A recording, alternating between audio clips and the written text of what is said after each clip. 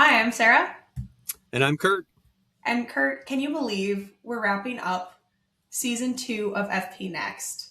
Time flies when you're having fun. It really does. I mean, it feels like we just started and we've been planning kind of since the end of 2024 what we were going to do through the end of 2025.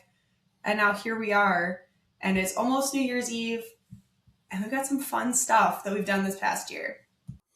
Yeah, and what's funny is, we do all this planning with guests and episodes and kind of topics that we wanted to have. And then all of a sudden, it just seems like the year's over and we didn't even get through about half of our list, Sarah, I don't think so. So, Curt, we've talked about kind of a whole myriad of subjects this past year in 2026. We talked about our favorite horror stories, which we always love to do. Mm-hmm. We talked about biofuels and water availability and skin cancer awareness. But I think my favorite episode, besides the one we're going to talk about later on, because it's kind of like picking your favorite kids, Curt. It's hard to pick a true favorite episode. But I think my favorite is when we talked with Montana farmer Mitch Conan, and we talked about how barley is produced into beer. I'm an avid beer drinker, and I always love supporting the barley farmers. But what was your favorite episode we talked about this year?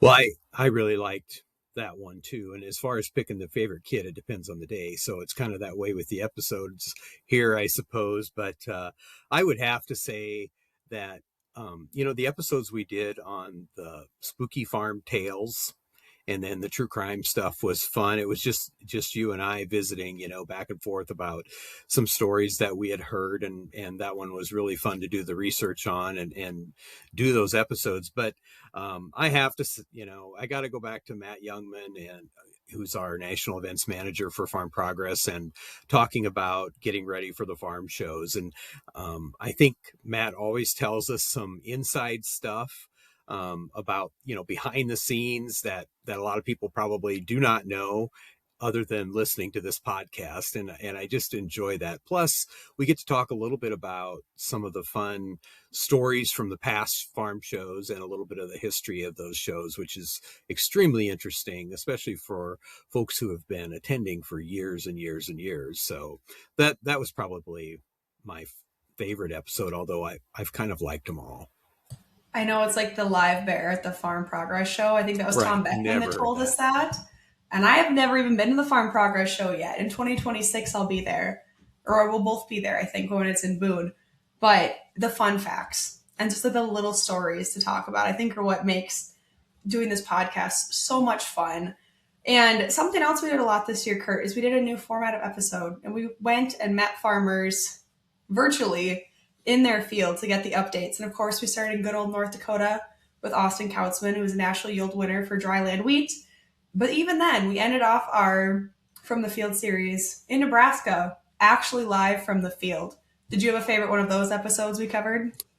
Oh, sure. In the field at Husker Harvest Days, that was just so much fun, and seeing the corn that was being harvested right behind us as we were visiting. I mean, with Jason Libby, the farm manager for Husker Harvest Days, that was just so perfect. And Jason grew up with Husker Harvest Days, so he could tell us some stories about when he was really young, and just his dad was farm manager at the show, and growing up with the show itself. That was just really a great setting. I know. I've loved coming in as like this is I think this last year was my fifth Husker Harvest Days, but coming and seeing the people who have been going, like you said, their entire lives, they've grown up with the Mm-hmm. show. It's their family tradition to go to the shows. I think that's so fun. And I think a lot of that just ties back to the people in ag, and we've had plenty of those that we visited with. And speaking of one of my favorite guests we had this year, actually met out of chance, which if you listen to the episode, you'll know all this story already. But Karen Braun, when I met her at the Women in Agribusiness Summit down in Orlando, Florida, which was very swampy and very hot, but kind of visiting with her about the soybean export, and then having her come on and share all of her insights. I think that's always one of my favorites, when we can take a little relationship and carry it on. And speaking of relationships, Curt, when I was at the National Finals Rodeo in Vegas, I love to play blackjack. Okay, I love to play, I love to play cards and blackjack, and I think it's super fun. And I was visiting with this farmer from Oklahoma. And I talked to him for probably an hour and a half, and we were talking about his farm, and he mentioned he likes podcasts. And Uh, so if he hears us, I'm not going to name him, but if you're from Oklahoma and I met you in blackjack table and you talk to me about your farm and farming with your kids, please send me an email because we want to have you come on and share some of those fun things you talked about farming in Oklahoma. So again, Curt, just those relationships that come from the podcast. and we haven't had a farmer from Oklahoma on the podcast yet, so we're due, right? We got to have some Sooners on the podcast Absolutely. for sure. And going back to that, talking about Karen Braun, you know, we keep track of our statistics a little bit and how many views things get on YouTube and that kind of stuff. And that one probably buried about every other podcast episode we've ever had because I think she was extremely honest, you know, about the impacts of trade on crop prices. And, you know, she brought about some optimism talking about the corn markets, but also was, you know, kind of a reality check on the soybean side. And I just thought her insights were very authentic, and that's probably why our readers and listeners responded so well to that particular episode. If you haven't seen or heard that one, I think you should go back and give it a try because you'll learn a lot about trade and a lot about how it impacts U.S. farmers on the market side. Absolutely. And of course, all these episodes we're talking about will be linked in the episode description, per usual.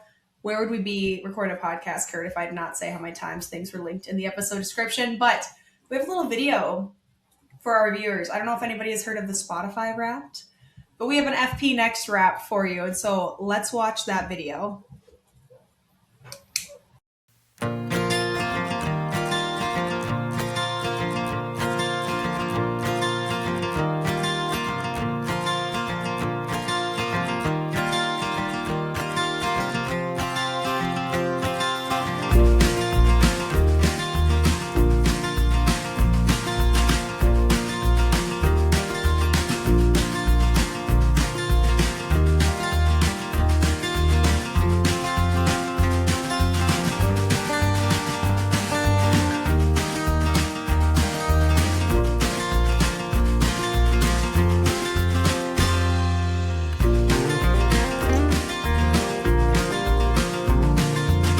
What a cool idea that was for, you know, kind of wrapping up the year of podcasts and put a little numbers with us. And it's a good deal we didn't tag all of our bloopers into that wrapped because it would have been pretty long, I'm afraid. It would have been very long for both of us. I know I didn't realize how much I said absolutely until somebody pointed it out to me.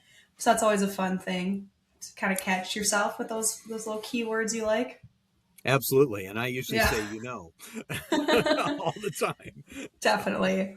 20, yeah, oh my God. I could not count. I produce and edit all the episodes. I couldn't even count how many bloopers and times we have things to fix. But kind of looking ahead into 2026.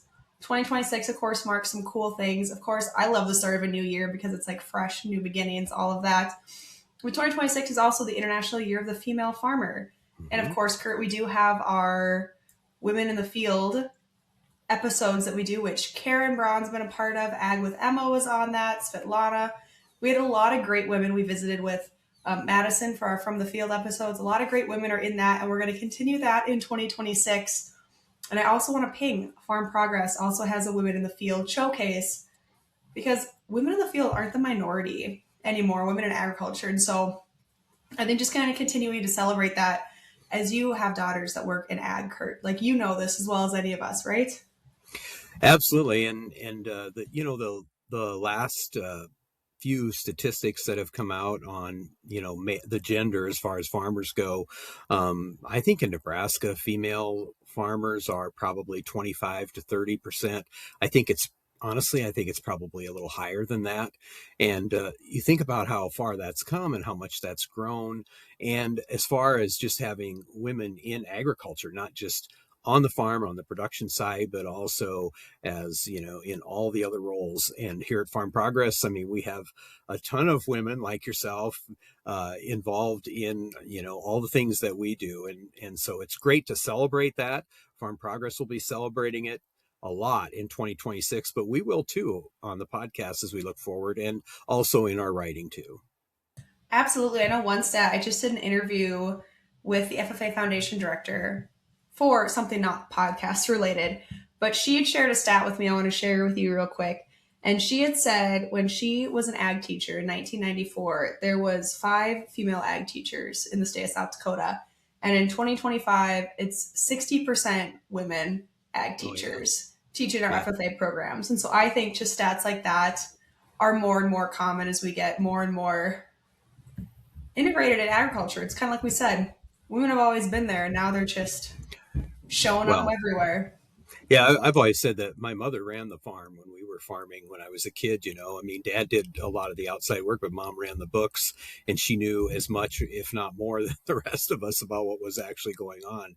So it's always kind of been that way. But I think now, the leadership roles have certainly changed a little bit, and it's exciting to see so many women in ag schools, for instance, in all roles, in ag journalism, of course, but on the farm too. So yeah, it's an exciting time for agriculture for everybody. And it's great to see, and we're going to, like I said, we're going to celebrate women in the field in a big way in 2026.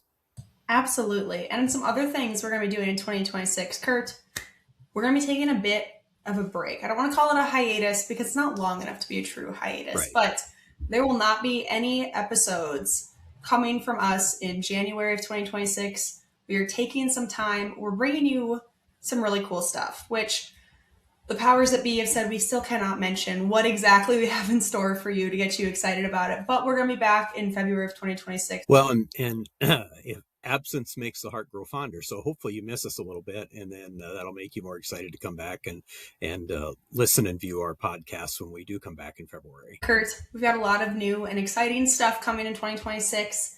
And I think most exciting that we talked about last year is we get to see who won in our fantasy football league at Farm Progress. I think I just beat you in our playoff game.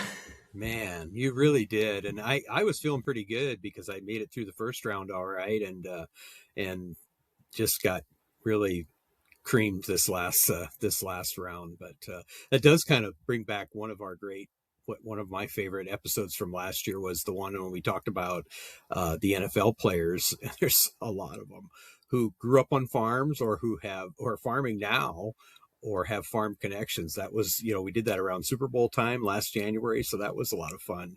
And yeah, some of those, I could have used some of those guys on my fantasy team this last weekend for sure. Oh, yeah. I know. I even had some farmers called, and he's like, hey, my son played at NDSU and he played in these leagues. You forgot about him. And I was like, oh my gosh. So maybe we'll have to revisit that topic and we might. Yeah. do revisiting to catch some more.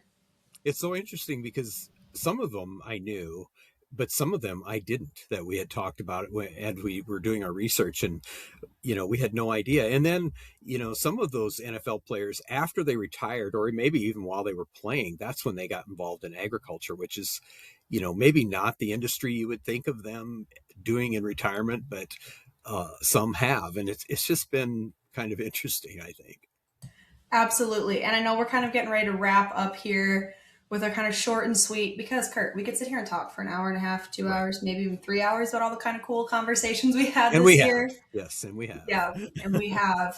But this is your reminder. Make sure you are following and subscribing to FP Next on whichever platform you choose. If it's Spotify, Apple Podcasts. If you want to subscribe on the website, make sure you check us out on YouTube, because this, like our other recent episodes, are video episodes. And we just want to thank all of our listeners, our guests, our team at Farm Progress, people who work with us in marketing and digital. A lot of people touch this, and Curt and I are just kind of the ones who get to come on here and talk to all of you.